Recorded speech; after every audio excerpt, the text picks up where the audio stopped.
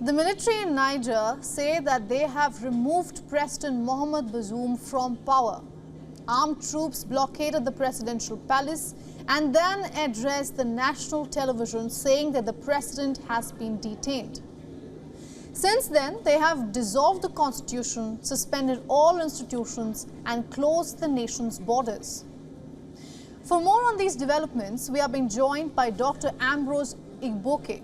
He is the chairperson of Guild of Public Affairs Analysts from Nigeria.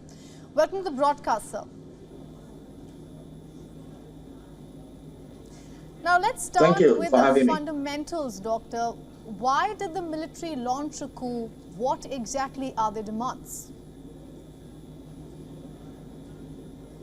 Africa, since it got its independence, basically most of African countries got their independence from 1959 to 1960s. But the bulk of them got their independence between 1960 and 1969.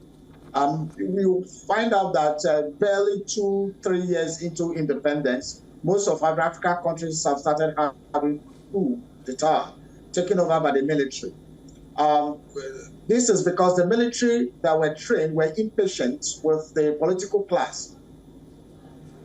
They didn't allow the political class to learn the ropes of democracy. For the first time, for over 100 years then, Africans were left to govern themselves. So there were a lot of mistakes by the civilian political class.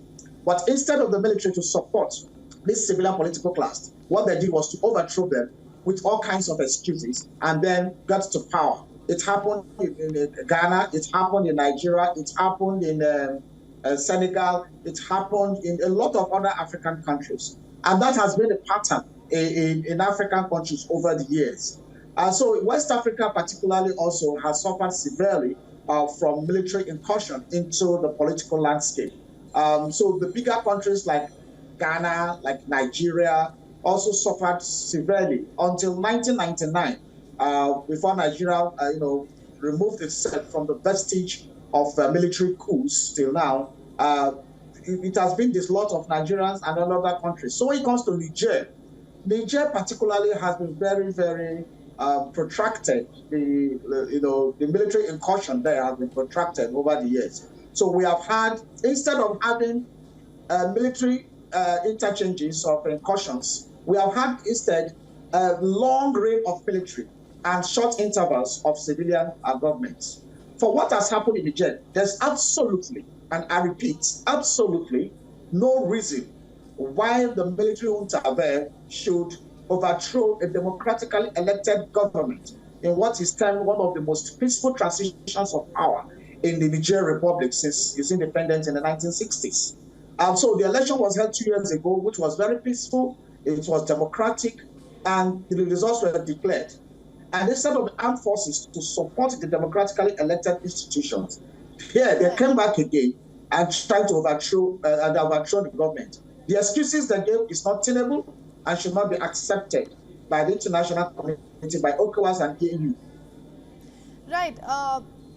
Dr. Bazoum's whereabouts are unclear at the moment, of course, but in a statement on Twitter this morning, he said that hard-won gains will be safeguarded and that the people who love democracy will see to it.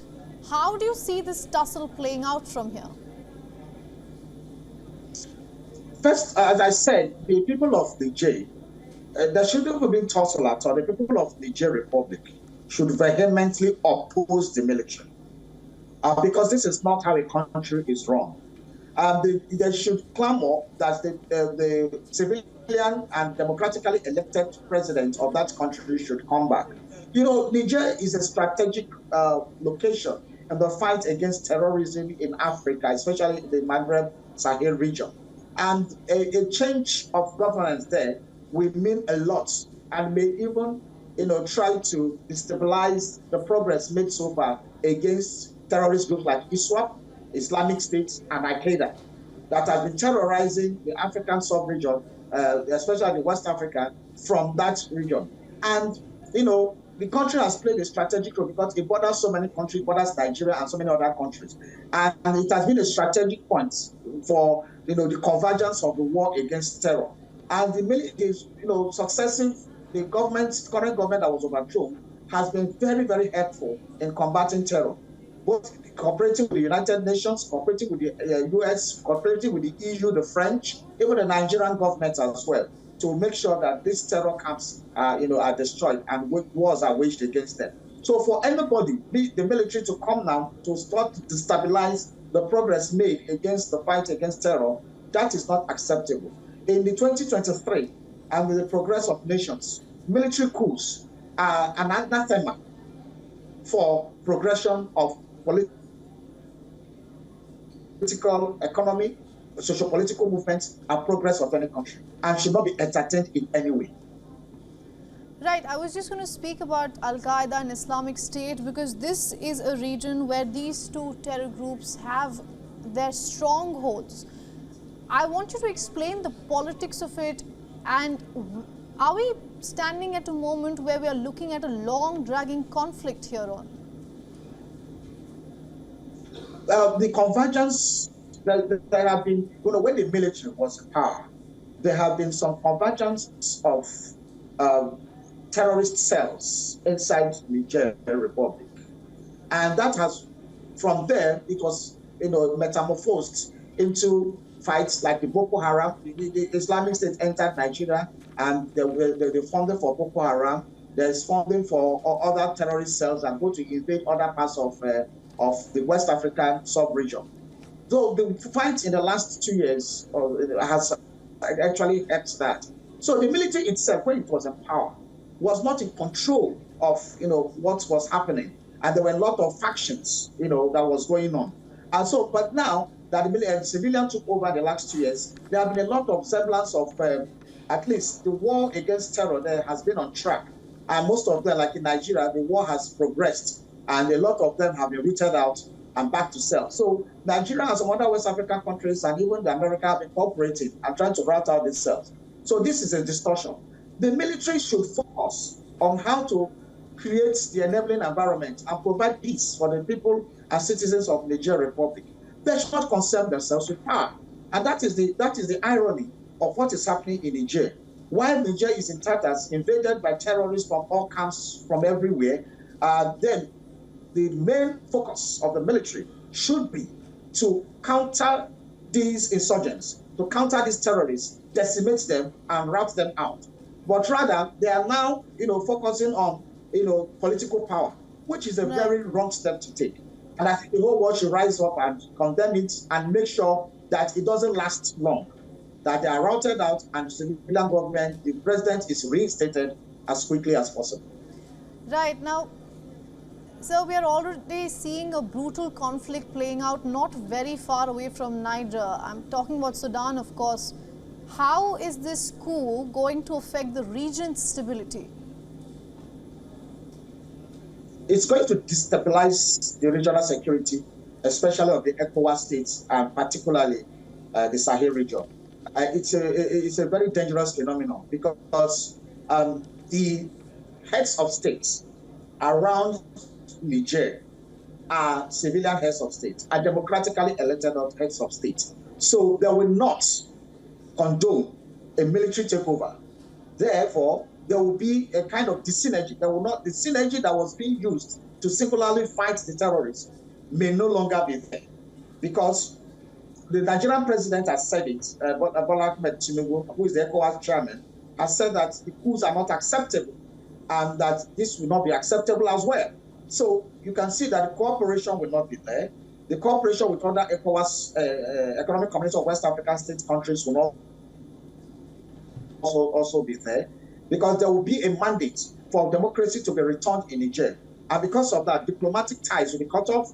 There will be a lot of the military synergy that has been ongoing between the regional states may stop. And if that happens, it will give a leeway for more terrorist cells and to come in, and therefore the terrorism will grow more in Niger, and then from there they will start launching attacks on the neighboring countries, including Nigeria and some other countries. This is a very dangerous development, and I think ECOWAS should do what it can to ensure that these things are prevented from happening. Right, so thousands have already moved out of Sudan because of the conflict that's playing out in the country. do you think we could see a similar trend in Niger as well? There could be a probable refugee crisis? Yes, it will cause a lot of refugee crisis already because this is a destabilization of the country. The country has not enjoyed,